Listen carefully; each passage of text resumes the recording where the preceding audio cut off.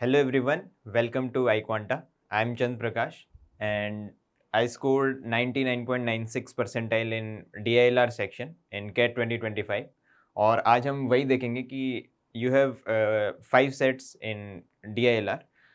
हमको 5 के 5 सेट्स नहीं करने एग्ज़ाम में, हमें अपने उसमें से 2 से 3 सेट सेलेक्ट करने हैं। सो कैसे हम सेट्स को प्रायोरिटाइज़ करते हैं, कैसे अपने सेट सेलेक्ट करते हैं जिन्हें हमें सॉल्व करना है, ठीक है? सो उसी के बारे में देखेंगे। So let's start. अभी जो मैं लेने वाला हूँ वो हमारा कैट 2025 का स्लॉट 1 का DILR लेने वाला हूँ। सो इसमें हम देखेंगे कि लाइक फर्स्ट इम्प्रेशन कैसे लेते हैं सेक्शन का और उसके बाद कैसे हम आगे बढ़ेंगे उसमें। सो हमारा सेक्शन ओपन हो गया है, ठीक है? सो हमारे पास पहला सेट हमारे पास सामने आ गया है। हम इसे रीड करते हैं। A train travels from station A to station E passing through station B C and D in that order. The train has a seating capacity of 200. A ticket may be booked from any station to any other station ahead on the route, but not to any earlier station. Okay, so जो अभी पढ़ के पता चला वो ये है कि A से लेके B, C, D और E कुछ स्टेशंस की बात हो रही है, ठीक है? और इसकी सीटिंग कैपेसिटी हमें दी हुई है, 200 की सीटिंग कैपेसिटी है और यहाँ से आगे की तरफ ट्रेन जाएगी और जब हम ए से स्टार्ट करेंगे तो बी सी डी ई के लिए हम टिकट बुक कर सकते हैं, बट प्रीवियस जो है फॉर एग्जांपल बी से ए का टिकट बुक नहीं हो सकता, ठीक है? सो आई होप इतना क्लियर होगा। A ticket from one station to another reserves one seat on every intermediate segment of the route. For example अगर मैंने ए से डी तक टिकट करी तो मेरा जो सीट मेरी बुक हुई वो ए से बी, बी से सी, सी से डी में वो ऑक्यूपेंसी होगी, उसमें वो खाली नहीं दिखाएगा, ठीक है? सो moving forward, for example, a ticket from B to E reserves a seat in the intermediate segments B to C, C to D, and D to E. The occupancy factor for a segment is the total number of seats reserved in the segment as a percentage of the seating capacity. The total number of seats reserved for any segment cannot exceed 200. तो हमें ये ध्यान रखना है कि किसी भी बीच में 200 से प्लस नंबर नहीं होना चाहिए। फॉर एग्जांपल किसी ने ए टू सी बुक करी हो सकती है, किसी ने ए टू ई बुक करी हो सकती है, लेकिन हमें जब हम बीच में कहीं पे देखेंगे तो बी टू सी वाले पार्ट में वो सारे लोग आएंगे जो सी से आगे कहीं भी जा रहे हैं या सी तक सी या सी से आगे कहीं भी जा रहे हैं, ठीक है? So the following information is known. Segment C, D had an occupancy factor of 95%. Only segment B, C had a higher occupancy factor. Exactly 40 tickets were booked from B to C and 30 tickets were booked from B to E. Okay, so अब मैंने ये कुछ details पढ़ ली, मुझे पता चल गया कि ये जो सेट है वो ट्रेन्स के अराउंड है, ठीक है? मतलब ट्रेन के अराउंड है और हमें टिकट्स वगैरह का देखना है और उसमें ऑक्यूपेंसी के बारे में हमें बताया हुआ है, ठीक है? सो मैं इसे कंसिडर करता हूँ कि ये मेरा सेट 1 है, ठीक है? सो अभी के लिए मैं सेट 1 को ऐसे ही लिख लेता हूँ, ठीक है? क्योंकि अभी मैं और सेट पढ़ूंगा तो उसके हिसाब से इसकी प्रायोरिटी सेट करेंगे, ठीक है? अभी मैंने खाली सेट 1 लिख लिया। नाउ अब हम देखेंगे अगला सेट इसमें।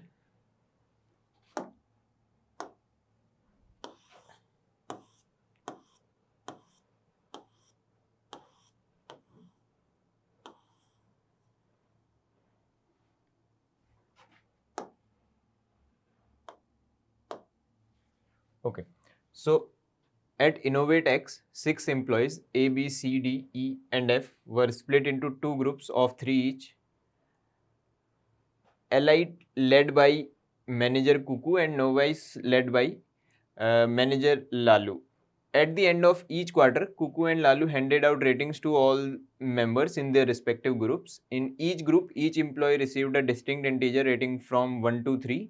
The score for an employee at the end of a quarter is defined as their cumulative rating from the beginning of the year. At the end of each quarter, the employee in novice with the highest score was promoted to elite, and the employee in elite with the minimum score was demoted to novice. If there was a tie in scores, the employee with a higher rating in the latest quarter was ranked higher. Okay, so now अब हमें यहाँ से देखो, ये detail हो गई कि 6 लोग हैं और 2 ग्रुप बन गए, ठीक है, एक ग्रुप ये है और एक ग्रुप ये है। नाउ क्वेश्चन क्या कह रहा है कि each quarter, for example first quarter, second, third and fourth, ठीक है, हर ग्रुप की रैंकिंग होगी और हर ग्रुप में एम्प्लॉयज़ की रैंकिंग होगी और जो रैंकिंग होगी वो 1 2 3 मिलेगी इंटीजर्स, ठीक है। The score for an employee at the end of a quarter, ये हमने पढ़ लिया। ना उसके बाद यहाँ पे हमें कुछ डिटेल्स दी हुई है, ठीक है। सो अब हमें क्या करना है, देखो इसमें, क्योंकि देखो क्वार्टर 1 से क्वार्टर 4 तक हमें जाना है, ठीक है, और हर क्वार्टर में चेंज होगा, ठीक है, हर क्वार्टर में चेंज होगा। At the end of a quarter is defined as their cumulative rating from the beginning of the year, ठीक है। सो अब हमें पता चल गया 1 2 3 यूज होंगे और कुछ नंबर्स के अराउंड हमारा पूरा पूरा सेट बनेगा, ठीक है। और इससे पहला जो सेट था हमारा वो ट्रेन्स वाला था और उसकी मैंने डिटेल्स पढ़ी। सो अभी तक जो है मुझे दोनों ही सेट हैं लगभग फेमिलियर लग रहे हैं। लाइक इसमें भी कुछ कुछ नंबर्स का यूज होगा, ठीक है, बट इसमें मुझे फर्स्ट सेकंड थर्ड फोर्थ हर क्वार्टर का ध्यान रखना है। और सिमिलरली जो ट्रेन्स वाला है उसमें भी हमें क्या ध्यान में रखना है कि ट्रेन की जो ऑक्यूपेंसी है उसके बारे में भी ध्यान रखना है, ठीक है। सो सेट 1 और अभी मैं लिख लेता हूँ सेट 2। अब सेट 1 और सेट 2 में से मुझे जो फेमिलियर ज़्यादा लग रहा है, फॉर एग्जांपल जैसे सेट 2 जो है वो मुझे ज़्यादा बेटर लग रहा है क्योंकि मुझे 1 2 3 सिर्फ 3 नंबर्स हैं जिनके अराउंड मुझे खेलना है। और सेट 1 में जो है वो काफ़ी A to B, B to C, C to D सबको कंसिडर करना पड़ेगा, ठीक है। सो अभी जो मेरे को इन दोनों में समझ आया है वो मेरी प्रायोरिटी ये 1 है और ये सेकंड है, ठीक है। तो सबसे पहले मैं इन दोनों में से अगर कोई अटेम्प्ट करना है तो मैं ये अटेम्प्ट करूंगा, ठीक। Now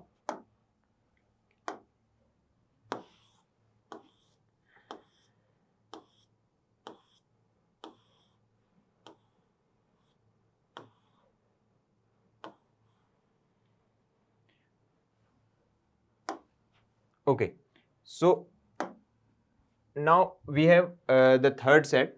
A round table has 7 chairs around it. The chairs are numbered 1 through 7 in a clockwise direction. 4 friends A, B, C, D sit on 4 of the chairs. In the starting position, A and C are sitting next to each other, while for B as well as D there are empty chairs on either of the chairs that are sitting on, ठीक है। सो circular arrangement का है, ठीक है, 7 seats है हमारी, okay. कितनी हो गई, एक और कर लेते हैं, ठीक है, 7 सीट्स। नाउ इसके बाद जब हम इसे आगे बढ़ेंगे, क्योंकि 7 सीट्स हैं और 4 लोग की बात हो रही है तो 3 सीट उसमें से एम्प्टी हो जाएंगी हमारी, ठीक है। The friends take turns moving either clockwise or counterclockwise from their chair. The friend who has to move in a turn occupies the first empty chair in whichever direction he or she chooses to move. Aslam moves first, followed by Basir, Chavi and Devils. Then Aslam moves again, followed by Basir and Chavi. So देखो अब इसमें क्या है, हर turn पे इनकी position change होगी, ठीक है। सिंपल सर्कुलर अरेंजमेंट का क्वेश्चन नहीं है। अब हमें इसमें एक और लेयर ऐड हो गई। वो लेयर क्या है कि जो हमारा जैसे जैसे टर्न बढ़ती जाएगी उसके हिसाब से इनकी पोजीशन चेंज होती जाएगी, ठीक है। नाउ अगर हम यहाँ पे देखेंगे, Aslam moves first, turn 1, followed by Basir, Chhavi and devils, okay. Then Aslam moves again, followed by Basir, Chhavi.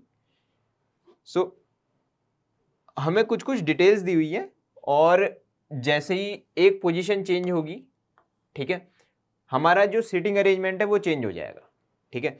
सो अगर यहाँ पे मैं क्वेश्चंस भी देखूंगा, ठीक है, सो इसमें मैं अगर मैं क्वेश्चंस देखता हूँ, so what is the number of chair initially occupied by Basir, ठीक है, who sits on the chair numbered 4 at the end of turn 3, ठीक है, क्योंकि हर टर्न में एक एक कोई मूव कर रहा है, सो ये भी हमें ध्यान रखना है।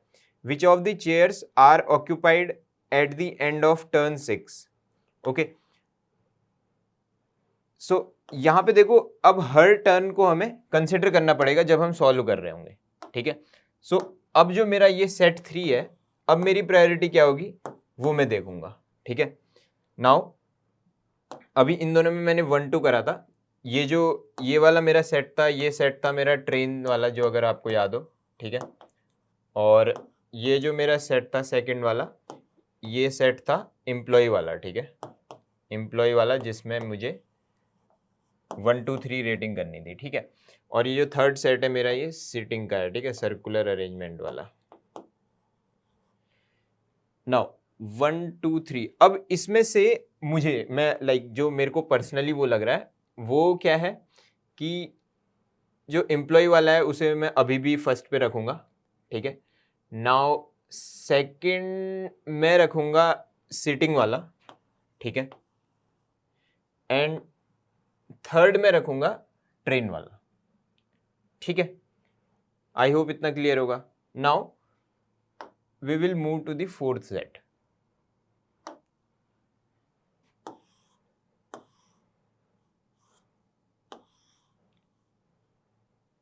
ओके, सो अब हमारे पास फोर्थ सेट है।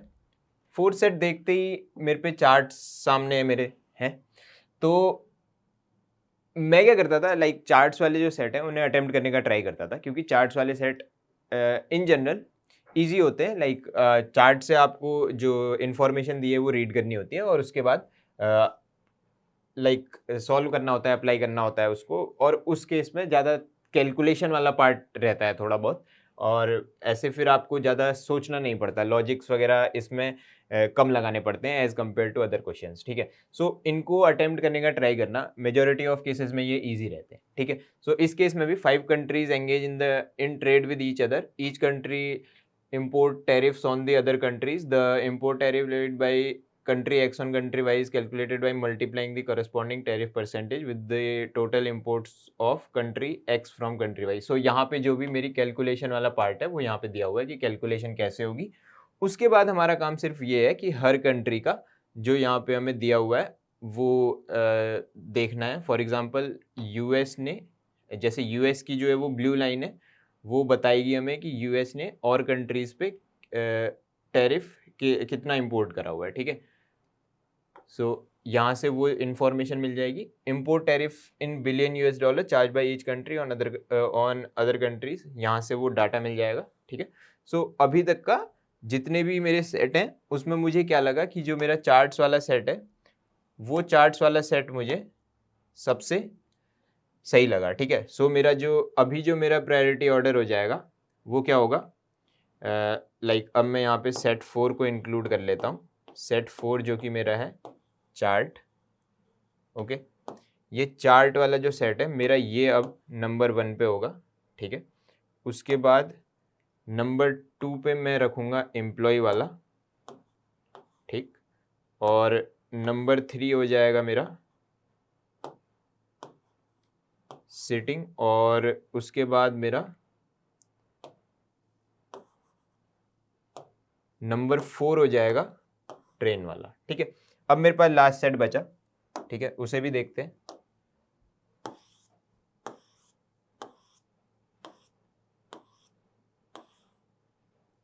Okay, so A, B, C, D, E played a game in which each asked a unique question to all the others, and they respond by tapping their feet either once or twice or thrice. So 1 tap मतलब yes, 2 taps मतलब no, and 3 taps मतलब maybe. A total of 40 taps were heard across the 5 questions. Each question received at least one yes, one no, and one maybe. Alia tapped a total of 6 times, and so again ये numbers का है, ठीक है। कुछ मतलब numbers quant based कह लो इसे, ठीक है, जो इसका कैटेगराइजेशन अगर आप करना चाहो, ठीक है, नंबर्स के अराउंड है। उसके अलावा टेबल बनाओगे आप इस पर, ठीक है, जो इसको रीड करने से पता चला, ठीक है। एंड इस पे एक और चीज़ है कि जो यस, नो और मे बी वाला है वो 1 2 3 ही है, और यहाँ पे हमें ये भी पता है कि टोटल टैप्स 40 हो रहे हैं, ठीक है। सो अगेन नंबर्स के बारे में है और थोड़ा सा इजी साइड में अगर मैं कहूँ, और क्योंकि यहाँ पे सबका टोटल भी दिया हुआ है कि आलिया 6 टाइम्स, तो आपको अगर आप टेबल बनाओगे तो रोज का भी यहाँ से टोटल मिलेगा, ठीक है, कॉलम्स का भी कुछ टोटल मिल जाएगा इसी तरह से, ठीक। सो ये सेट जो है मुझे नंबर्स में अब मेरा जो प्रायोरिटी ऑर्डर होगा इसे पढ़ने के बाद वो क्या होगा, लाइक मैं यहाँ पे लिख लेता हूँ सेट 5, ठीक है। सो सेट 5 में इधर लिख लेता हूँ, जो कि अभी अभी हमने पढ़ा नंबर्स के लिए, ठीक है। सो अब मैं जो बना रहा हूँ वो ये बना रहा हूँ, मैं सेकंड नंबर पे इसे रख रहा हूँ, ठीक है। मैं सेकंड नंबर पे इसे अटेम्प्ट करना चाहूँगा। सबसे पहले चार्ट्स, सेकंड नंबर पे ये, ओके। थर्ड नंबर पे अब मैं इसे करूँगा, ठीक है। और उसके बाद फोर्थ नंबर पे मैं इसे करूँगा, ठीक है। और फिफ्थ नंबर पे मैं इसे करूँगा। नाउ ये जितना भी पार्ट मैंने आप लोगों को समझाया, क्योंकि मैं आप लोगों को अभी एक्सप्लेन कर रहा था तो मैं एक एक चीज़ बता रहा था कि क्या कैसे करना है, कैसे करना है। सो मैं ये जो पूरा प्रोसेस था, ये कैसे प्रायोरिटाइज करना है कि कौन सा सेट प्रायोरिटी ऑर्डर में कहाँ पे होगा, मैं अटेम्प्ट कैसे करूँगा, ये शुरू के लाइक 40 मिनट स्टार्ट होते हैं। सो ये जो पूरा प्रोसेस है वो 5 to 6 मिनट्स का है, ठीक है। नाउ 5 to 6 मिनट्स हो गए। अब मैं अपनी प्रायोरिटी ऑर्डर के हिसाब से इस सेट को अटेम्प्ट करना शुरू करूँगा, ठीक है, क्योंकि ये मेरा प्रायोरिटी ऑर्डर में सबसे पहले है। अब ये जो प्रायोरिटी ऑर्डर है, इसे सेट करने का जो पीछे लॉजिक था वो क्या था, मैं जब भी कोई सेट पढ़ रहा था तो मुझे उसे पढ़ते पढ़ते ये समझ आ रहा था कि मैंने इस टाइप का कुछ पहले पढ़ा हुआ है, मैं उससे फेमिलियर हूँ, ठीक है। सो वो जो फेमिलियरिटी है उसके लिए आपको प्रैक्टिस होनी चाहिए, ठीक है। सो वहां से वो चीज आएगी।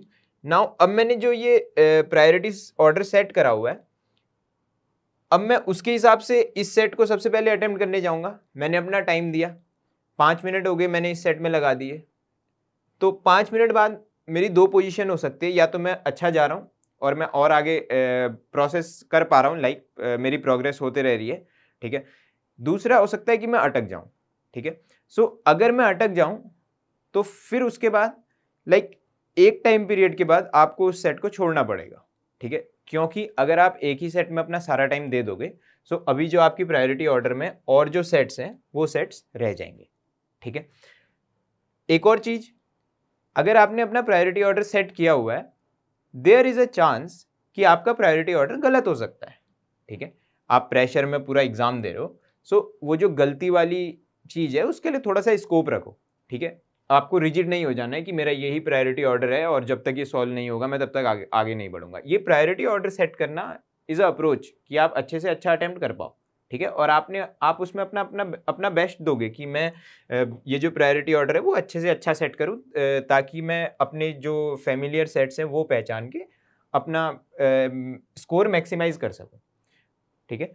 But there is a chance कि गलती हो जाए उस प्रायोरिटी ऑर्डर में, और अगर आप किसी सेट में रुक जाते हो, अटक जाते हो, तो उसको छोड़ना वो आपको सीखना चाहिए, ठीक है। लाइक उसे ये नहीं कि ईगो पे लेके उसी पे लगे हैं कि लाइक जब ये होगा तब आगे बढ़ेंगे, नहीं, वो आपका टाइम खा जाएगा, ठीक है। और पूरा आपका सेक्शन ख़त्म होते होते आपके पास फिर ये होगा कि मैं एक सेट भी कंप्लीट कर पा रहा हूँ या नहीं कर पा रहा हूँ, ठीक है। सो उससे पैनिक करोगे आप, ठीक है। सो एक पॉइंट के बाद आपको डिसीजन लेना पड़ेगा कि मेरी प्रोग्रेस अच्छी हो रही है या नहीं हो रही है तो ठीक है, नहीं हो रही तो उसे छोड़ के अगले सेट पे जाओ, ठीक है। और देयर इज़ अ चांस कि ये प्रायोरिटी ऑर्डर सेट करने में गलती हो, ठीक है। सो अब ये प्रायोरिटी ऑर्डर सेट करना भी इट्स अ प्रैक्टिस, ठीक है।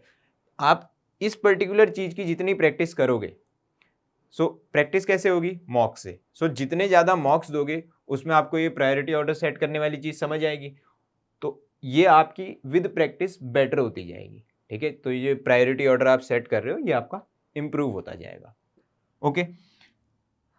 आई होप ये चीजें आपको क्लियर होंगी, ठीक है। इसके अलावा